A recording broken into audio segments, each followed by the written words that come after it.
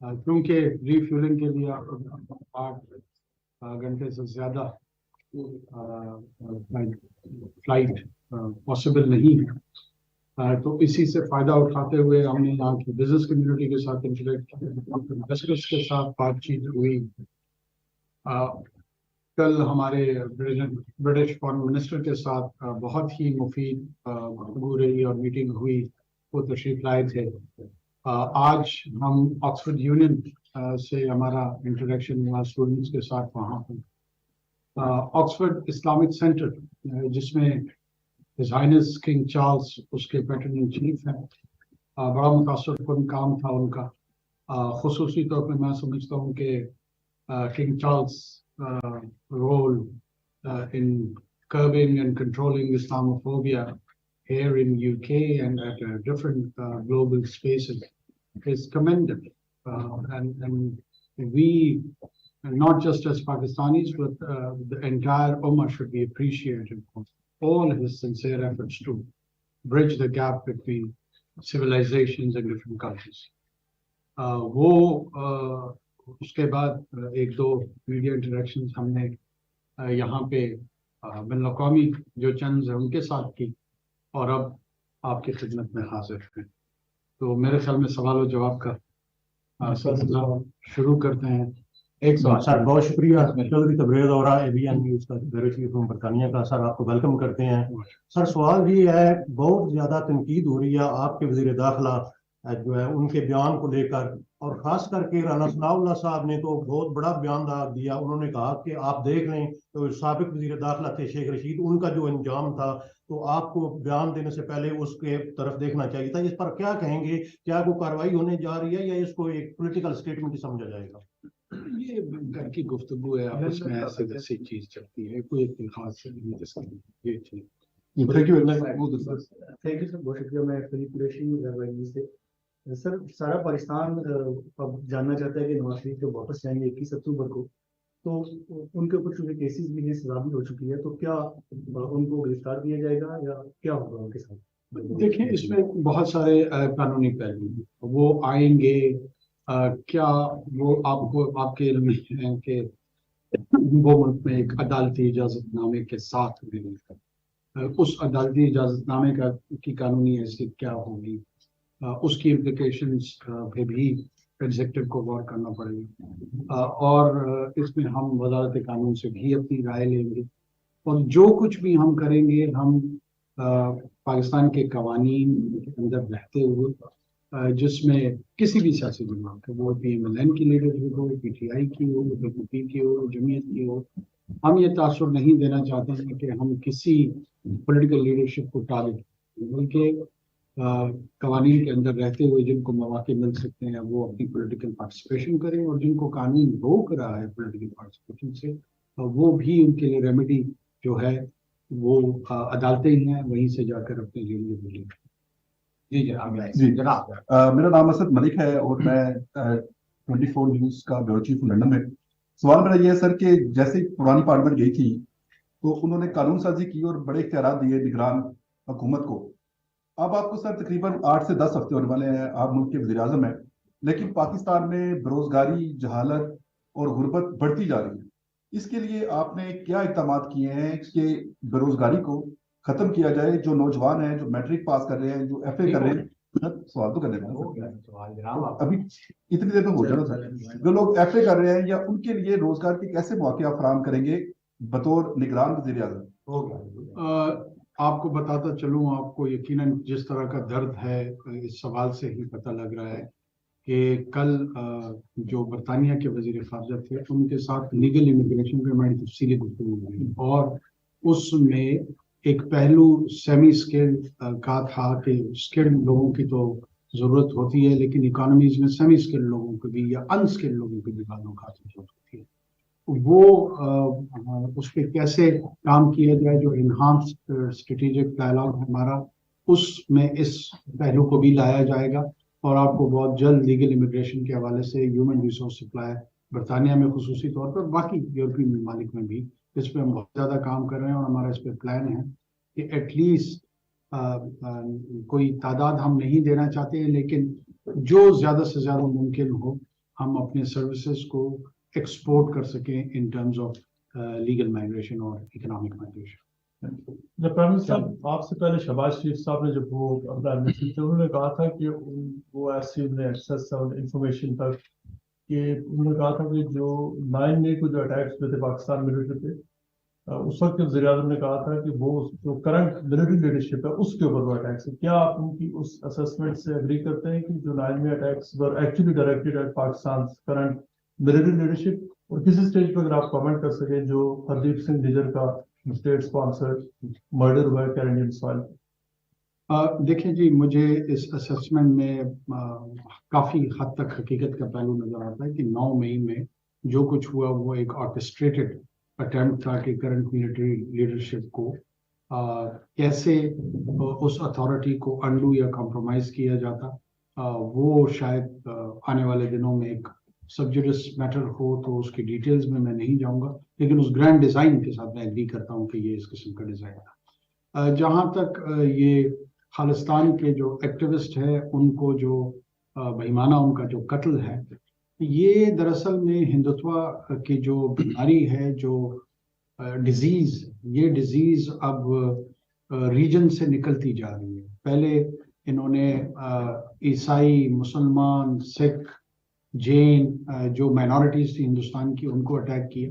और आइडिया हिंदुत्व का ये है कि जो माइनॉरिटीज़ है इनको पेरिफेरल राइट टू एग्जिस्टेंस मौजूद है और ये हिंदुस्तान के अंदर एक मखसूस एडिट शनाख्त के साथ तो ज़िंदगी गुजार सकते हैं, लेकिन एक क्वालिफाइड सिटीज़न के तौर, फुली क्वालिफाइड सिटीज़न के तौर पे नहीं रह सकते। और इस रवैये का फैशिस्ट अंदाज में और शोविनिज्म के अंदाज में उन्होंने मुजाहरा किया, जिसके तहत हज़ारों, सैकड़ों माइनॉरिटीज़ के जो लोग थे उनकी जानें ली गई। काओ विजिलेंटे ग्रुप्स को इनकरेज किया गया है, घर वापसी मूवमेंट जैसे कवानीन पास किए हैं, जो सीआरसी उनकी जो रजिस्ट्रेशन का कानून है, सर्टिफिकेट का, वो पास किए हैं। और वो टारगेटेड है, एक कहीं पर अगेंस्ट मुस्लिम्स है, कहीं पर अगेंस्ट क्रिश्चियंस है।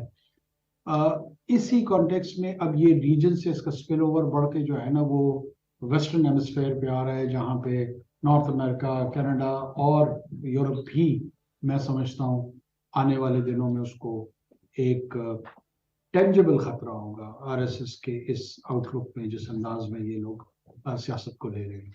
और दुनिया को जाग जाना चाहिए। पाकिस्तान तो इस टेररिज्म का, हिंदुस्तान के टेररिज्म का, स्टेट टेररिज्म का हमेशा से शिकार रहा है। मेरा सूबा खुसूसी तौर पे, वहाँ पे सैकड़ों हज़ारों लोग शहीद हो चुके हैं, जिसको फाइनेंस किया गया है हिंदुस्तान की टैक्स पेयर के पैसे से, और उनकी रियासती इन्वॉल्वमेंट है वहाँ पे दहशतगर्दी फैलाने में। चूँकि हमारे जो लोग हैं उनका जान से जाना शायद बाकी दुनिया के लिए इतना अहम नहीं है। अब यहाँ पर जब इनके सिटीजन्स टारगेट होंगे तो ये भी हमारी आवाज़ में आवाज़ मिलाएंगे और उनको मिलाना पड़ेगा, अब दूसरा कोई राह नहीं है इनके।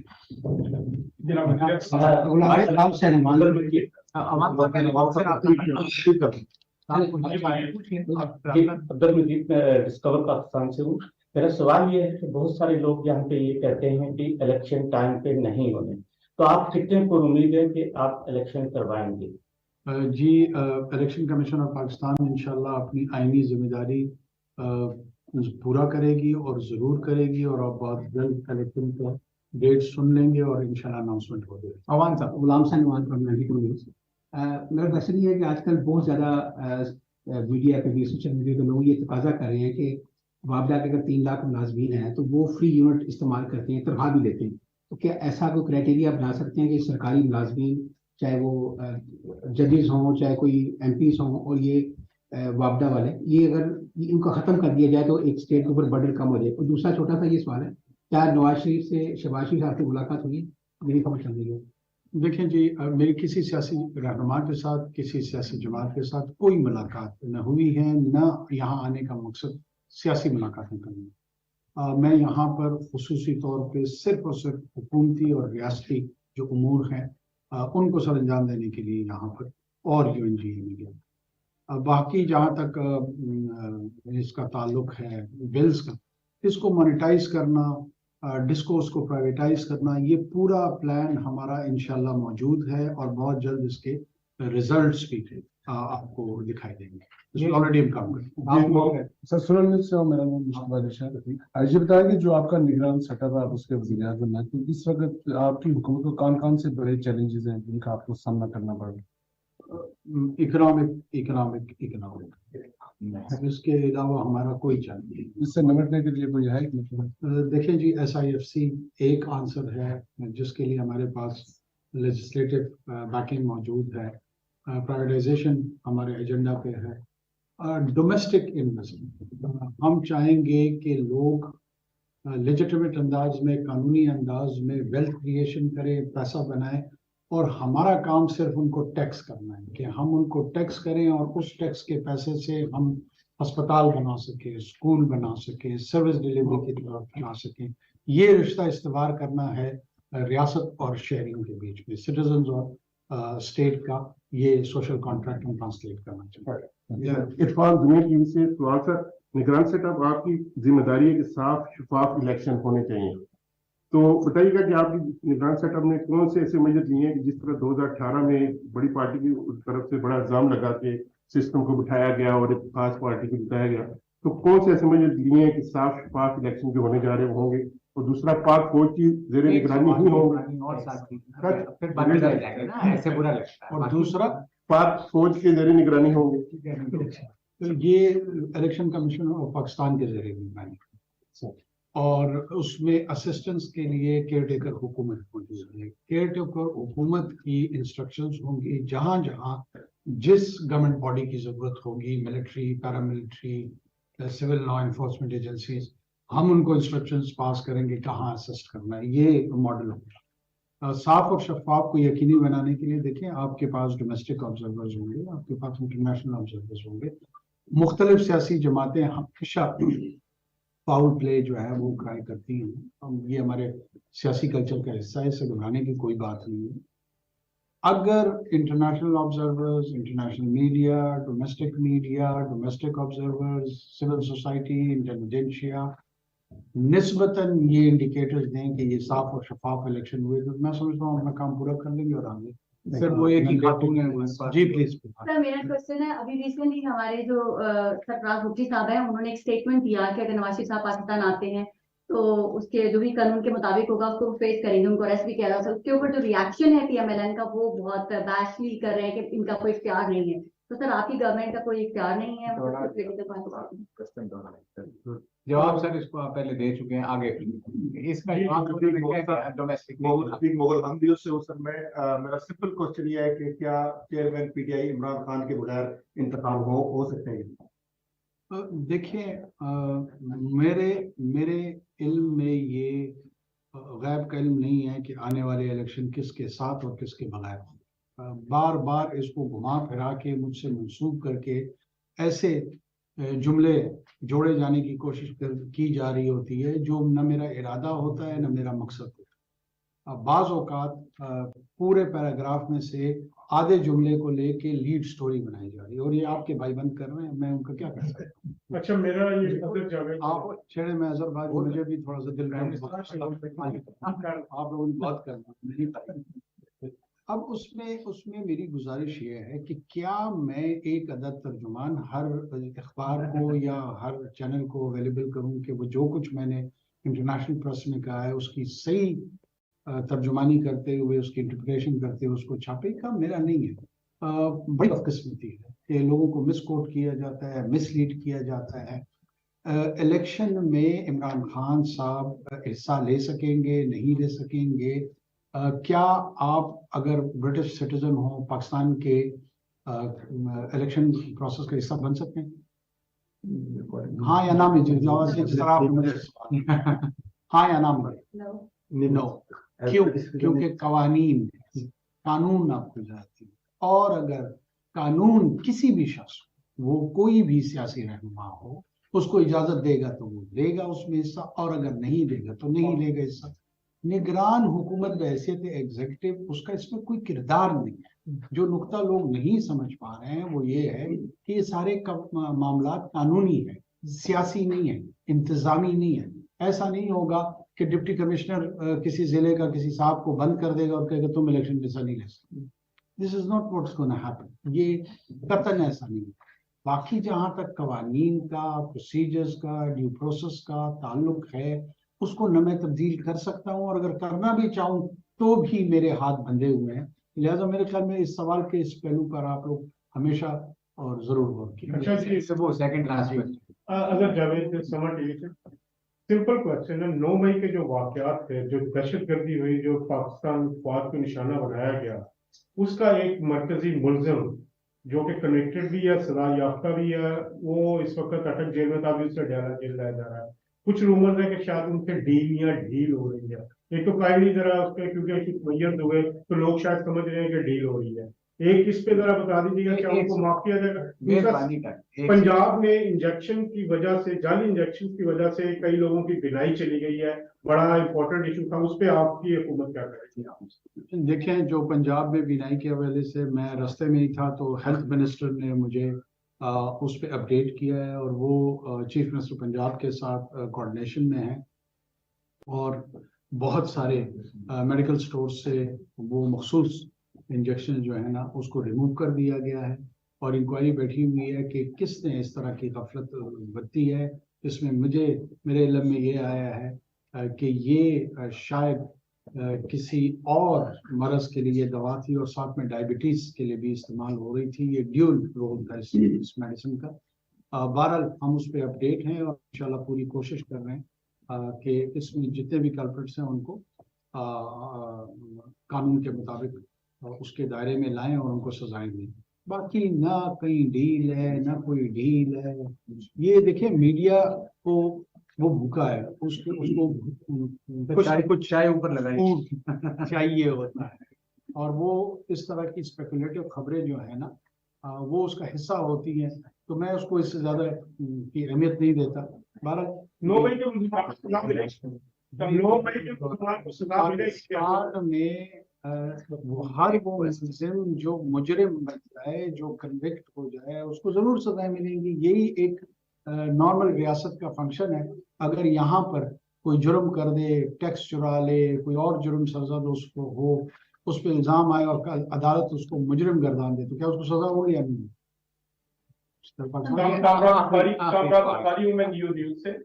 आपने गुज़िश्ता रोज या कुछ इन्वेस्टर से मुलाकात की और आपने वतन अजीज में इन्वेस्टमेंट करने के लिए उनको दावत दी।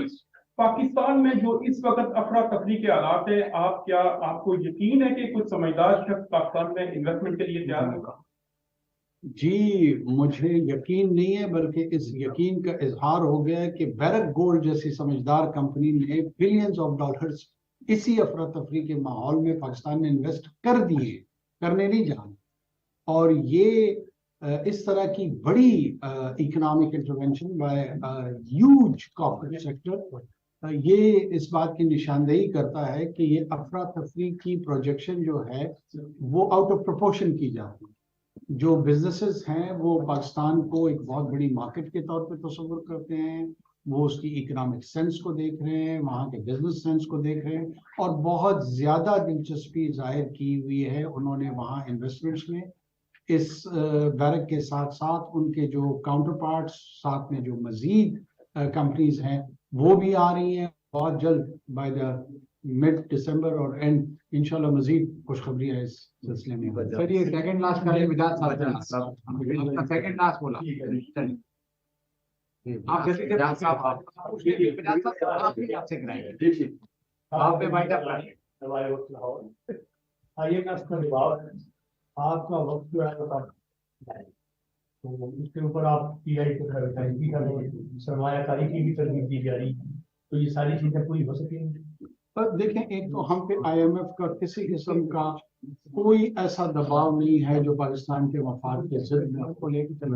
हमारी अपनी अप्रोच भी यही है कि टैक्स नेटवर्क को बढ़ाया जाए, हमारी अप्रोच भी ये है कि टैक्स को रैशनलाइज किया जाए, जो लोग टैक्स नेटवर्क में हैं उनकी प्रोग्रेसिव टैक्सेशन की जाए, इक्विटेबल सेंस में उनकी की जाए, उनका ही गला ना घोटा जाए, दूसरों को भी टैक्स में कंट्रीब्यूट करना चाहिए। इसके साथ साथ IMF ने कोई हम पे ऐसा दबाव नहीं डाला कि हम लाजमन प्राइवेटाइजेशन की तरफ जाए। प्राइवेटाइजेशन हम ये समझते हैं कि पाकिस्तान के जो स्टेट ओन्ड एंटिटीज है जिनको हम सब्सिडाइज करते करते इस जगह पे पहुंच गए हैं कि कहीं पाकिस्तान खुदा न खास्ता डिफॉल्ट ना हो जाए, तो खाकम बदहन उससे बचने के लिए हम समझते हैं कि इन तमाम एंटिटीज को अगर हम प्राइवेटाइज करेंगे, एक तो उसकी लिक्विडिटी हमें मिलेगी, उससे कुछ फाइनेंसेस हम जनरेट कर लेंगे, और दूसरा जो ये सब्सिडाइज्ड हम कलेक्शन ऑफ टैक्सेस के तहत उधर पैसे झोंक रहे हैं जिसका कोई फायदा नहीं होगा, उससे भी हम बच जाएंगे। तो हमारा जो इकोनॉमिक रिवाइवल प्लान है उसका ये हिस्सा है। उम्मीद हम कर रहे हैं कि अगर पूरा प्रोसेस नहीं हो सका, एक दो ऐसी एंटिटीज हैं जो शायद हमारे दौर में उनकी प्राइवेटाइजेशन इंशाल्लाह हो जाए। मेरा बिल्कुल सवाल वही है जो अदर जवेद साहब का था। अनफॉर्चुनेट वाकया जो 9 मई का हुआ और उसमें अक्यूज किया गया इमरान खान को, although he denied his involvement। लेकिन अगर वो अदालतों से उनको सजा हो जाती है तो आप क्या प्रिसाइसली आप बताइए कि उनको सजा मिलनी चाहिए being prime minister of Pakistan? देखिए, मैं समझता हूँ कि अगर वो वाकयात में मेरा हाथ हो और मेरे ऊपर अदालतें साबित किए नहीं तो अनवारुल्लाह कागड़ को भी सजा होनी चाहिए। तो अगर मुझे अपनी सजा का मैं हमायत याफ्ता हूँ तो किसी और साहब के लिए क्यों नहीं हूँ, अब वो कोई भी। और ये अमल मैं इसको वजाहत कर दूँ, चाहे वो PTI की लीडरशिप हो, MNN की लीडरशिप हो, जमीयत की लीडरशिप हो, एक हमारा स्टेट और सोशल ऑर्डर है। आप अपने स्टेट और सोशल ऑर्डर पे हमलावर नहीं होते हैं, एक सर्टेन डिग्री ऑफ ऑर्डर आपको रखना पड़ता है। अगर आप कैओस की तरफ, एनार्की की तरफ चीज़ों का लेके जाएंगे तो ना आपके ये माशरा रहेगा, ना आपकी ये जमहूरियत रहेगी, ना आपकी कोई सो कॉल्ड ओलिगार्की रहेगी, किसी किस्म का निज़ाम हुकूमत आपको नहीं रहेगा, बल्कि इंतशार का शिकार होंगे।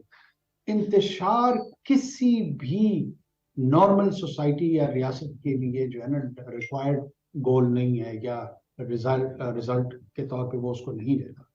तो क्यों ऐसा एक्सक्लूसिव राइट किसी एक सियासी जमात को दे दे कि वो इतने लीनियंसी के साथ उनको देखा जाए कि अगर वो उस सतह पे भी जाते हैं तो उनको कुछ नहीं कहा जाएगा। ऐसा नहीं होगा। जो कवानीन हैं वो इन्फोर्स होंगे और इन लेटर एंड स्पिरिट होंगे। उसकी जद में जो आएगा वो अपने आमाल की वजह से आएगा। ये मैं इंश्योर कर दूं कि ये नहीं हो सकता कि उसको बुनियाद बना के नाजायज तौर पे किसी के साथ ज्यादती की जाए और फॉल्स चार्जेस बनाए जाएं और झूठे केस लोगों पे थोपे जाएं। उससे हम पूरी कोशिश करेंगे कि ऐसा किसी के साथ ना। बाकी अगर किसी ने कोई एक्शन ऐसा किया है तो वो उसको भुगतना।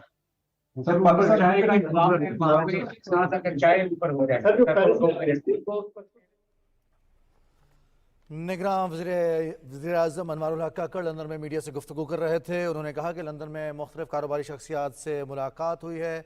निगरान हुकूमत अपना काम आइन और कानून के मुताबिक कर रही है। ये तासुर दुरुस्त नहीं है कि किसी सियासी क़यादत के खिलाफ हैं या किसी से वाबस्तगी है। भारत में अक़लियतों के लिए ज़मीन तंग की जा रही है। अक़लियतों के खिलाफ खुसूसी कानून साजी की जा रही है। भारत खित्ते में दहाइयों से रियासती दहशत गर्दी को बढ़ा रहा है। न्यूज़ स्टूडियो से अब तक के लिए इतना ही।